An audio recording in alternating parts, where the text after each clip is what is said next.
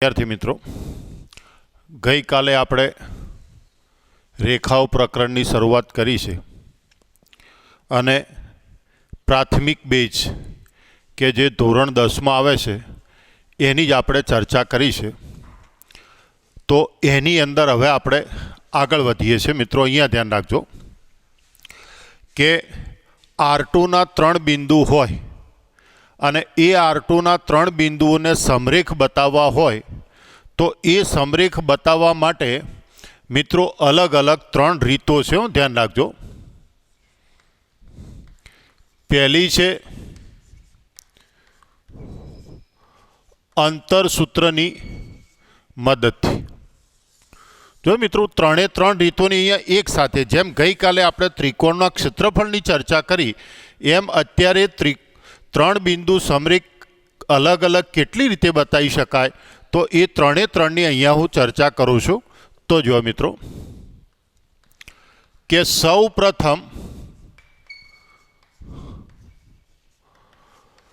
અંતરસૂત્રની મદદથી, અંતરસૂત્ર એટલે મિત્રો બે બિંદુ વચ્ચેના અંતર શોધવા માટેનું સૂત્ર.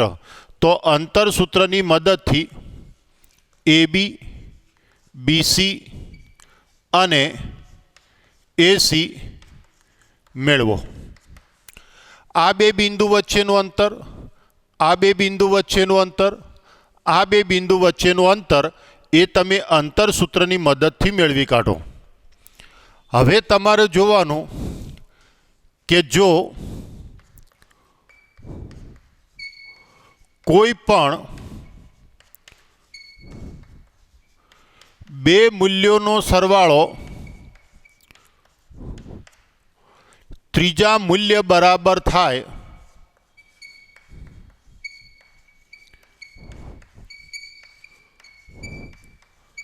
તો 3 બિંદુઓ સમરેખ બને. આ રીત મિત્રો તમે જો અંતરસૂત્ર વાપર્યું, ધારો કે તમે AB શોધ્યું 5, BC શોધ્યું 2 અને AC શોધ્યું 3 મિત્રો. આ રીતે જુઓ તમે. તો આ તો એક સમજવા માટે તમે અંતરસૂત્ર વાપરો. પહેલા યામમાંથી પહેલો યામ બાદ કરો એનો વર્ગ, પ્લસ બીજા યામમાંથી બીજો યામ બાદ કરો એનો વર્ગ અને એનું વર્ગમૂળ એ AB. તો અહીંયા મિત્રો તમે આવું લખી શકો કે BC અને ACનો સરવાળો કોના જેટલો થયો? AB. એટલે આપણે શું લખ્યું? કોઈ પણ બે મૂલ્યો એટલે 3માંથી 2 નો સરવાળો ત્રીજા મૂલ્ય બરાબર થાય આ રીતે તો બિંદુઓ કેવા કહેવાય? સમરેખ. અને ના થાય તો બિંદુઓ સમરેખ કહેવાશે નહીં. તો આ તમારો અંતરસૂત્રની મદદથી વાત થઈ મિત્રો. 2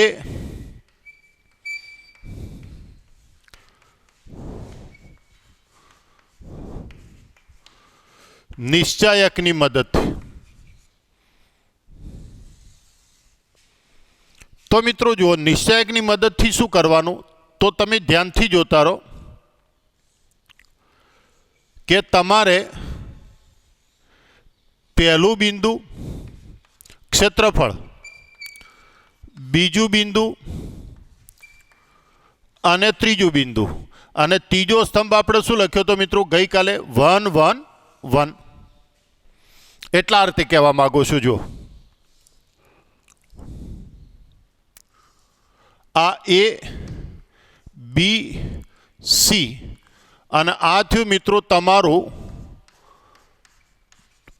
ક્ષેત્રફળ. જોતા રહેજો, ખૂબ ધ્યાનથી સમજજો. હવે આ બિંદુ છે મિત્રો, એને જે ત્રીજું બિંદુ છે ને એને આમ પકડી નીચે લાવી દો. એટલે નીચે લાવી દો એટલે મિત્રો શું થઈ ગયું? આ રીતે BAC. એટલે આ બિંદુ છે એ રેખાખંડ BC ઉપર આવી જાય એટલે તમારા 3 બિંદુ કેવા થઈ જાય? સમરેખ. અને મિત્રો 3 બિંદુ સમરેખ થાય તો તમારું ક્ષેત્રફળ શું થઈ ગયું? 0. હવે ક્ષેત્રફળનું સૂત્ર આપણે ગઈકાલે લખ્યું કે 1/2 માનક d બરાબર 0. તો ડી બરાબર 0. ત્રિકોણનું ક્ષેત્રફળ શૂન્ય થાય તો ત્રિકોણનું ક્ષેત્રફળ શૂન્ય થાય તો ત્રણેય શિરોબિંદુ સમરેખ થાય, અને ત્રણેય શિરોબિંદુ સમરેખ થાય તો તમારો જે નિશ્ચાયક હતો એ નિશ્ચાયકનું મૂલ્ય શું થઈ જાય? 0. એટલે કે જો નિશ્ચાયક 0 થાય તો ત્રણ બિંદુઓ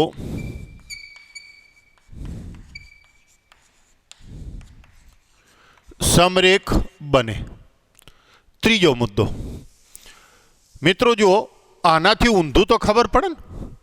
કોઈ પણ બે મૂલ્યોનો સરવાળો ત્રીજા મૂલ્ય બરાબર થાય તો સમરેખ અને ના થાય તો અસમરેખ. નિશ્ચાયક શોધો, નિશ્ચાયકનું મૂલ્ય 0 થઈ જાય તો સમરેખ અને નિશ્ચાયકનું મૂલ્ય 0 ના થાય તો અસમરેખ. ત્રીજું,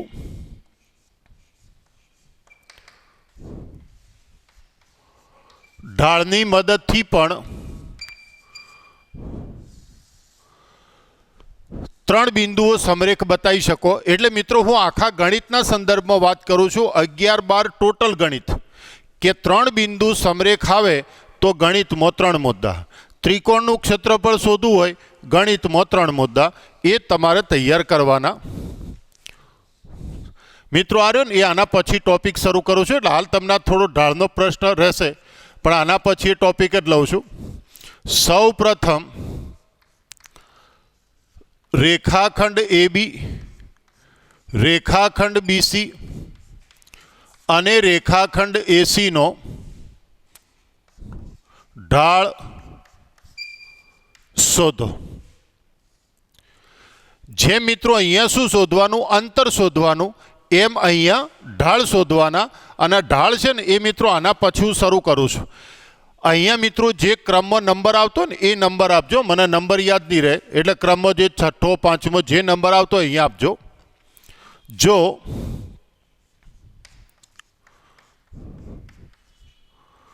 ત્રણેય ઢાળ સમાન થાય તો ત્રણ બિંદુઓ સમરેખ બને. તો જુઓ મિત્રો, સમગ્ર ગણિતમાં R2ના ત્રણ બિંદુ સમરેખ બતાવવાના હોય. જો મિત્રો ફરી જોજો, R3ના ત્રણ બિંદુ આવે ને, R3ના, તોય તમારે અંતરસૂત્ર આ તો બે એક જ રહે. R3માં શું આવે? અહીંયા R2 છે તો 2 યામ આવ્યા, X1 ને Y1. R3 હોય તો 3 યામ આવે, X1 Y1 Z1. તો અહીંયા શું આવે? Z1 Z2 Z3. બસ. એટલે આ બે સૂત્રો તો ત્યોય એકના એક રહે, પેલું સૂત્ર R3માં વાપરી શકાય નહીં. તો ત્રણ બિંદુ સમરેખ હોય એના માટેની અલગ અલગ 3 રીત છે. તમને કઈ રીત વાપરવી એ તમારો પ્રશ્ન છે. એકાદ દાખલો હું 3 રીતે તમને ગણાવી દઈશ, અને એ 3 રીતે તમે દાખલો ગણી કાઢવાનો. પછી જે તમને સરળ પડે એ રીતે જ આપણે દાખલો ગણવાનો. હા, પરીક્ષામાં ઉલ્લેખ કરે કે આ રીતે બિંદુઓ સમરેખ બતાવો તો પછી મિત્રો એ રીત આપણે વાપરીશું. હવે મિત્રો ઢાળની વાત આવી તો હવે નવો મુદ્દો લઈ લઉં છું, રેખાનો ઢાળ. જે નંબર આપતા હોય એ આપજો, મને નંબર યાદ નથી એટલો વાર તે લખું છું.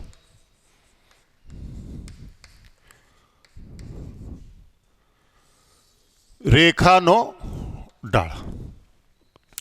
તો મિત્રો રેખાનો ઢાળ શોધવા માટે પણ આપણી પાસે અલગ અલગ 3 મુદ્દા છે.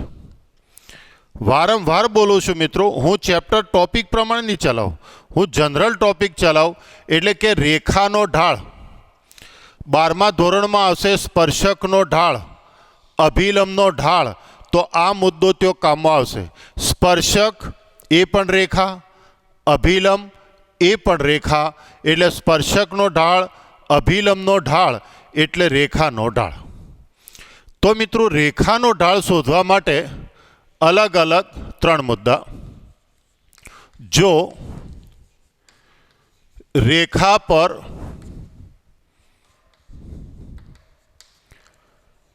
બે બિંદુઓના યામ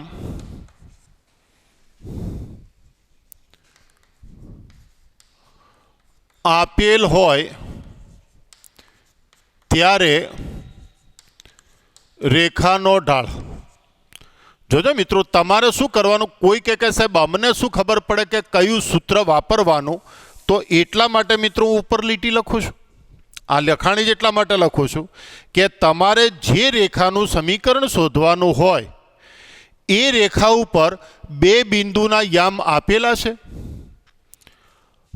તમારે જે રેખાનો ઢાળ શોધવાનો હોય એ રેખા ઉપર બે બિંદુના યામ આપેલા છે. પહેલો પ્રશ્ન પૂછો. જો મિત્રો શું લખ્યું છે સ્પષ્ટ કે જો રેખા પર બે બિંદુઓના યામ આપેલ હોય તો હવે લખું જો એ x1 y1 બી x2 y2 માંથી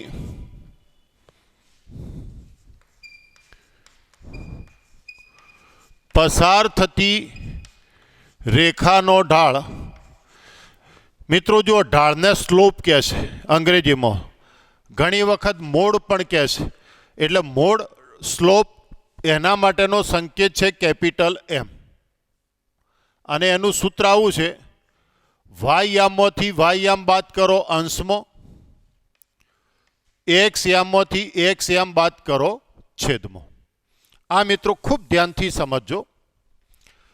વાય યામમાંથી વાય યામ બાદ કરો અંશમાં અને એક્સ યામમાંથી એક્સ યામ બાદ કરો છેદમાં. કોઈ કે સાહેબ હું આ રીતે લખું તો ચાલશે, y2 માઇનસ y1 છેદમાં x2 માઇનસ x1 બિલકુલ ચાલશે મિત્રો, બે લખી શકાય. પણ ક્રમ પકડી રાખવાનો.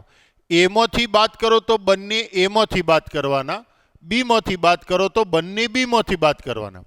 અહીંયા y1 માઇનસ y2 લખો અને છેદમાં x2 માઇનસ x1 ના લખાય. અહીંયા y1 પહેલો હોય તો અહીંયા x1 પહેલો આવે, અહીંયા y2 પહેલો હોય તો અહીંયા x2 પહેલો આવે.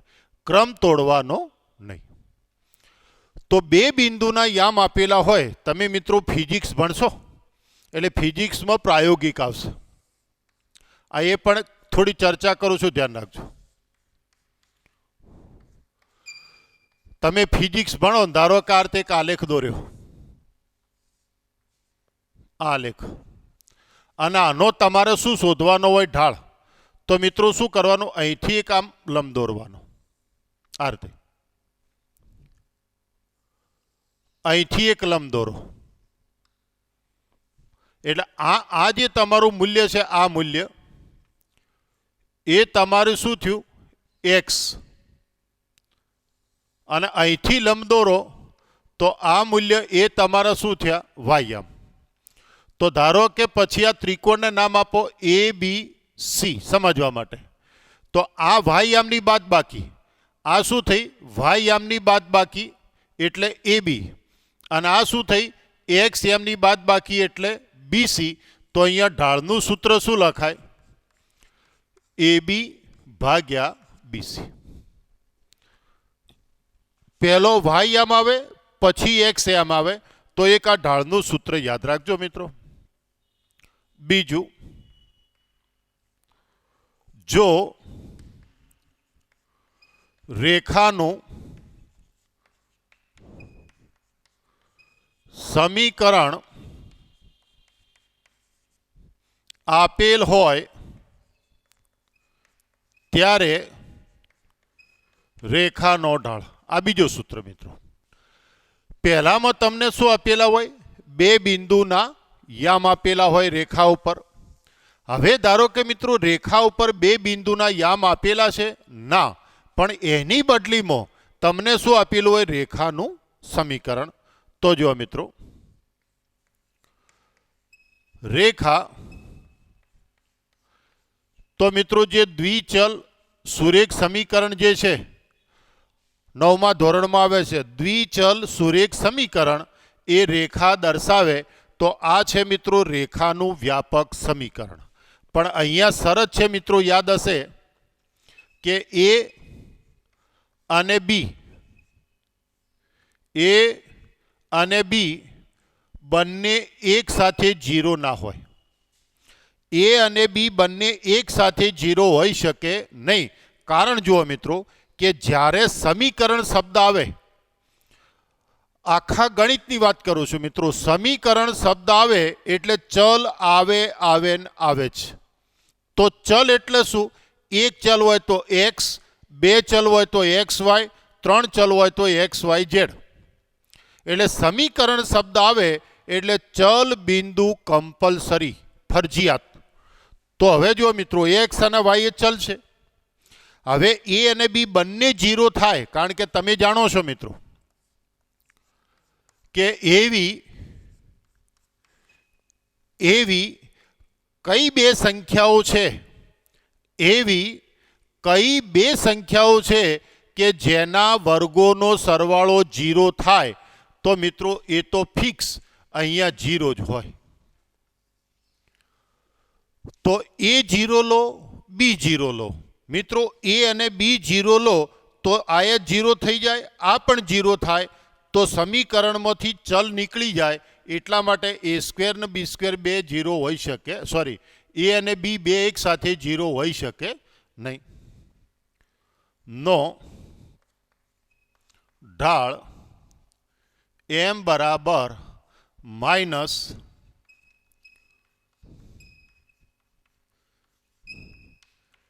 એક્સનો સહગુણક ભાગ્યા વાયનો સહગુણક. તો ચલો મિત્રો એક્સનો સહગુણક કેટલો? એ. વાયનો સહગુણક કેટલો? બી. મિત્રો જો પદ ના હોય તો એ પદનો સહગુણક આપણે 0 લેવાનો રહેશે.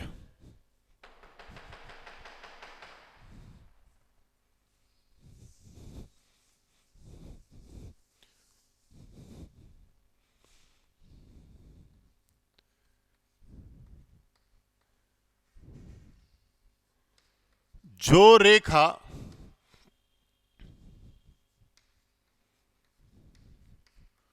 અક્ષ સાથે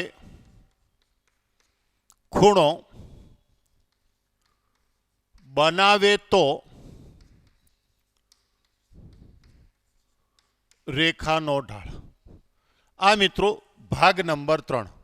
રેખા ઉપર બે બિંદુ આપ્યા હોય તો ઢાળ કઈ રીતે મળે? રેખાનું સમીકરણ આપ્યું હોય તો ઢાળ કઈ રીતે મળે? રેખા અક્ષ સાથે ખૂણો બનાવે. તો હવે મિત્રો એમાં મારે તમને ક્લિયર સમજાવવું છે. ઘણા શું પછી મિત્રો અર્થઘટન ખોટું કરે અને પછી કે સાહેબ તમે આવું બોલ્યા હતા, તો મિત્રો તમે ધ્યાન રાખજો.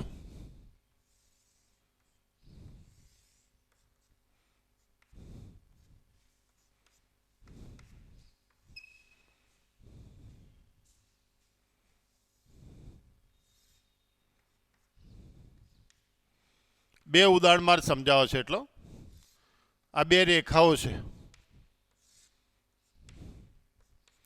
ધારો કે L1, L એટલા માટે કે રેખાને અંગ્રેજીમાં લાઈન શબ્દ વપરાય છે. લાઈન એટલે L ઘણા સ્મોલ લખે ને ઘણા કેપિટલ લખે. હવે મિત્રો જુઓ, હું અહીંયા લખું છું મિત્રો, આમાં બે ભાગ પાડું છું.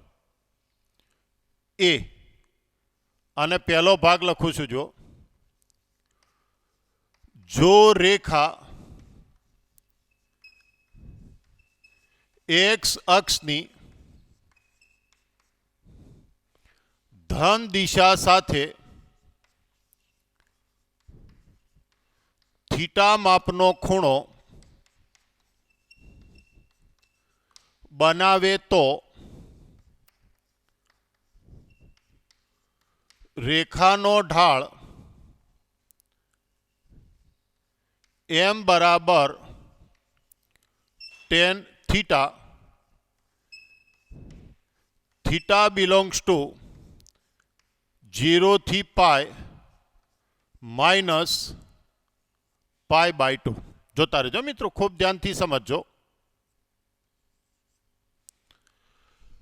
હવે જોતા રહો મિત્રો. હવે મારો પ્રશ્ન આ કે સાહેબ રેખા એક્સ અક્ષની ધન દિશા સાથે, તો ધન દિશાનો મતલબ શું?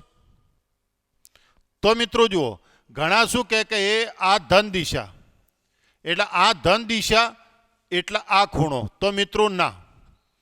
તમે કોઈ પણ સંખ્યા રેખા દોરો ને મિત્રો, તો આમ જાઓ ને આ રીતે, આ દિશામાં આગળ વધો એમ મૂલ્ય શું થાય? પ્લસ. એટલે આ દિશા એ ધન દિશા. તો તમારે આ જે તીર છે ને અહીંથી ખૂણો માપવાનો, અહીંથી. અહીંયા હોય તો અહીંથી, આ હોય તો અહીંથી, આ હોય તો અહીંથી, આ રીતે મિત્રો. એટલે ધન દિશા એટલે ખાલી આટલા ભાગનો ખૂણો એવું નહીં કરવાનું, અહીંથી ખૂણો માપવાનો, એ ધન દિશા. ધારો કે આ હોય તો ધન દિશાનો ખૂણો એટલા થાય. જોજો મિત્રો, વાય અક્ષ હોય સમજવા માટે આની જરૂર નથી, અથવા ભલે રહ્યું બરોબર છે, ચાલશે મિત્રો. હવે એ રીતે જુઓ, વાય અક્ષ હોય તો આમ દિશા લો ને, આ ઉપરની દિશા એ ધન દિશા, તો વાય અક્ષની ધન દિશા આ રીતે થાય. વાય અક્ષની ધન દિશા કે તો આ રીતે લેવાય મિત્રો. એક્સ અક્ષની ધન દિશા કે તો આ રીતે લેવાય. અને ખાલી દિશા કે મિત્રો, રેખા એક્સ અક્ષની ધન દિશા કે તો આટલો જ ખૂણો આવે. આ રેખા હોય તો આ ખૂણો, આ રેખા હોય તો આ ખૂણો આવે. વાય અક્ષની ધન દિશા હોય તો ઉપરથી ખૂણો આ રહ્યો જ આવે મિત્રો. એટલે ધન દિશા કે તો એક જ ખૂણો આવે. અને અહીંયા મિત્રો એમ કે રેખા એક્સ અક્ષ સાથે ખૂણો બનાવે. આ શબ્દ ના હોય તો ખાલી રેખા એક્સ અક્ષ સાથે ખૂણો બનાવે તો મિત્રો આ ખૂણો હોઈ શકે, આ ખૂણો હોઈ શકે, આ ખૂણો હોઈ શકે, આ ખૂણો હોઈ શકે, આ ખૂણો હોઈ શકે, આ ખૂણો પણ હોઈ શકે, આ ખૂણો હોઈ શકે, આ ખૂણો પણ હોઈ શકે. હવે કોઈ કે સાહેબ 0 થી પાઈ લીધું પણ π/2 કેમ ના લીધું? તો મિત્રો tan π/2 મેં તમને કોષ્ટક લખાયું છે. tan π/2 કેવા થઈ જાય? અવ્યાખ્યાયિત, એટલે ના લખાય. અને અહીંયા જોજો મિત્રો, જો રેખા એક્સ અક્ષ સાથે થીટા માપનો ખૂણો બનાવે તો રેખાનો ઢાળ m બરાબર ±tan થીટા. આ ખાસ યાદ રાખજો મિત્રો. શરત તમે યાદ નહીં રાખો તો શરતની મારે કોઈ જરૂર નથી, પણ તમે ખૂબ ધ્યાનથી સમજજો. ધન દિશા કે તો tan થીટા પ્લસ આવે, પણ અહીંયા કોઈ ઉલ્લેખ ના કરે. જો એક્સ અક્ષ સાથે ખૂણો કે તો ચિહ્ન કયું આવે? પ્લસ માઇનસ આવે. હવે મિત્રો આપણી બુકમાં આટલો જ ઉલ્લેખ છે, આ આપણી બુક પૂરી. પણ જીના સંદર્ભમાં એક મુદ્દાની ચર્ચા કરવી હોય તો મિત્રો હું એ મુદ્દો અહીંયા તમને લખાવું છું, એ બી કરીને.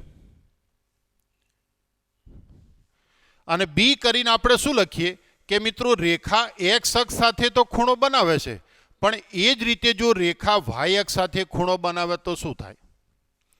તો આ બીજું સૂત્ર, વાય અક્ષ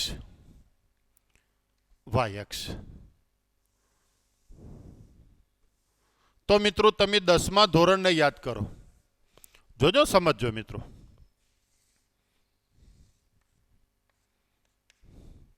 આ એક્સ વાય ખૂબ ધ્યાનથી સમજજો. એક્સ થી વાયમાં જવું હોય તો મિત્રો ખૂણો કેટલો થાય? 90.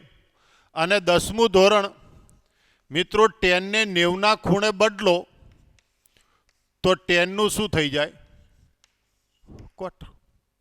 એટલે 90ના ખૂણે બદલવાનો આવે તો મિત્રો tan નું કોટ થાય. તો બસ આટલો ફરક. અહીંયા શું આવે?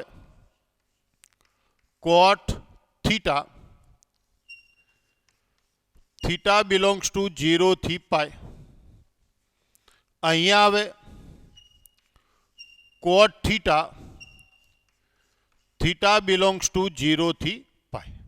કોઈ કહે કે ત્યો π/2 બાદ નહીં કરવાના? ના મિત્રો, કારણ કે કોટ π/2 0 થાય, tan π/2 અવ્યાખ્યાયિત છે.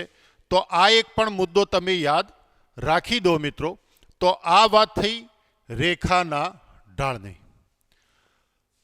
હવે મિત્રો આની અંદર પાછો મુદ્દો એક જોઈન્ટ કરું છું, જે આના પછી શરૂ કરું છું. આના પછી શરૂ કરું છું. પણ મિત્રો ચલો, અથવા એક કામ કરો ત્યો જ લઈ લઉં. હવે બે શબ્દો લઉં છું મિત્રો.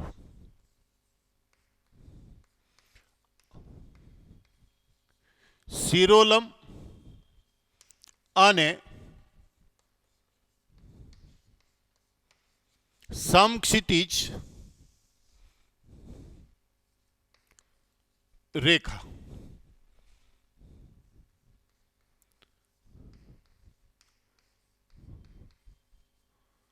તો પહેલા લઉં શિરોલંબ રેખા અને બીજી લઉં સમક્ષિતિજ રેખા. આ મિત્રો બે વિશિષ્ટ રેખાઓ છે અને ખાસ યાદ રાખવાની છે. વ્યાખ્યા લખો.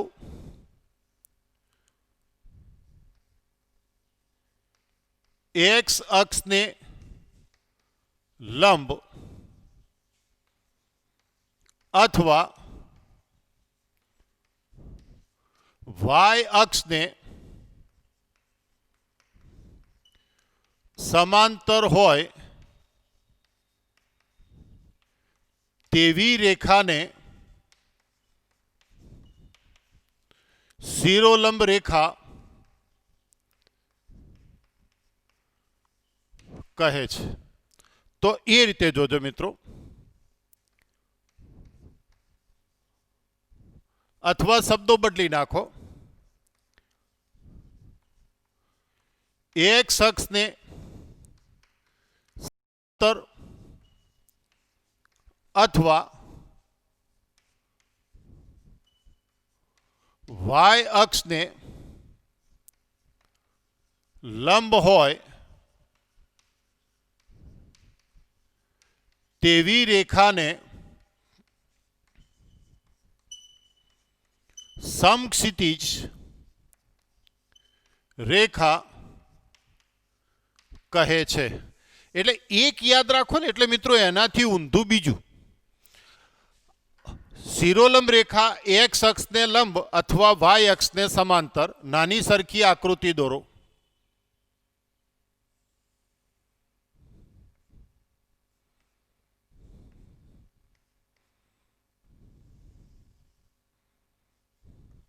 એક્સ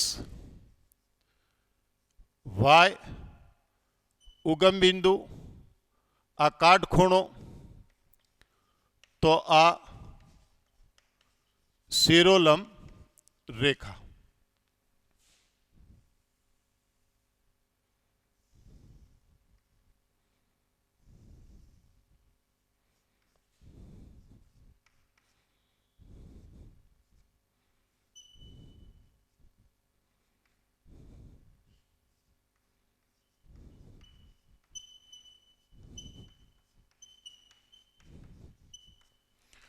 એટલે મિત્રો સાદો ગુજરાતી અર્થ આવો કરવાનો કે શિરોલંબ રેખા એટલે ઊભી રેખા અને સમક્ષિતિજ રેખા એટલે આડી રેખા.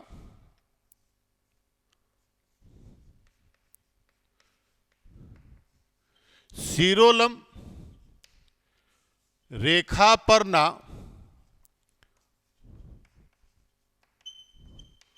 દરેક બિંદુનો એક્સ યામ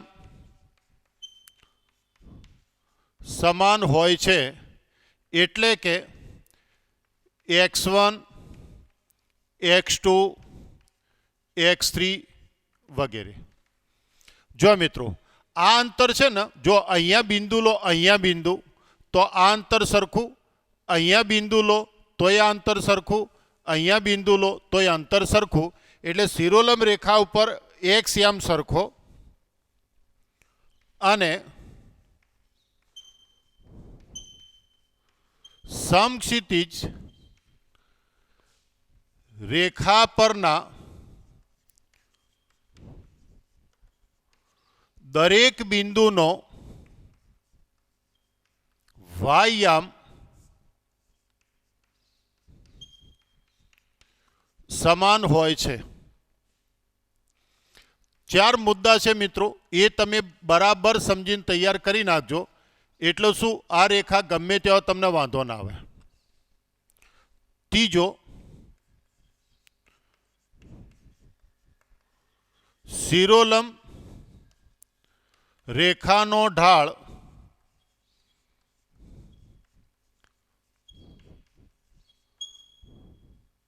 અવ્યાખ્યાયિત, એને સંકેતમાં લખો તો ઇન્ફિનિટિવ, ઇન્ફિનિટિવને હજુ સંકેતમાં લખો તો 1/0 છે. અહીંયા લખો